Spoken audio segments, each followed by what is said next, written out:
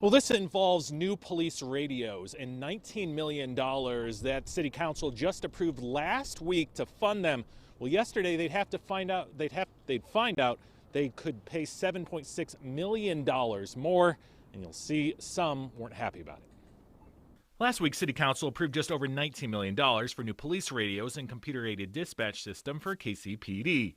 The ordinance pointed out new radios were needed because current equipment was no longer being serviced by the manufacturer. Yesterday, Council was asked to vote on a 6-year, $7.6 million service contract for those radios, prepared so late it wasn't even on the public docket. And we all worked very quickly and efficiently and passed an ordinance that we thought actually addressed the issue.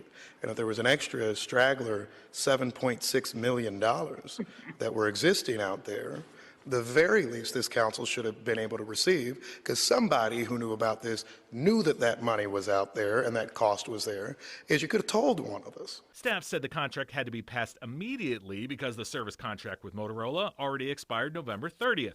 And if they could get the deal done before the end of the year, they'd save more than $300,000 a year. So how in the world does that become a last-minute proposition? Councilman Brandon Ellington argues funding for the police radio should come out of the police budget. And only a fool gets hustled by the same hustle twice.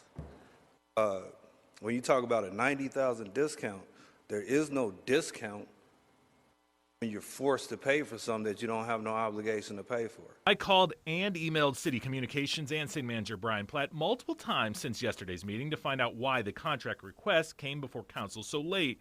But in the end, Council decided the Finance Committee should have time to study it before, as usual. With no contract, City staff says they'll just have to hope Motorola continues to respond to service calls without it. And it's projected the same contract the next time Council meets will cost the city and other metro communities in the Regional 911 system an extra $315,000 a year. I am going to bring forward an ordinance to provide for disciplinary action against this city manager and any of the staff that was tasked with actually bringing this forward in a timely manner. We should not be in this situation. Our citizens should not be in this situation.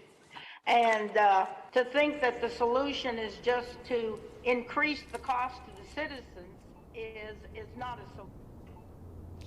Now, Councilwoman Teresa Lohr said she would co-sponsor that ordinance. And in the meeting, they said that could be up to 1 or 2 weeks of unpaid leave. This, of course, will need to be voted on by the council. Shannon will continue to follow this for you.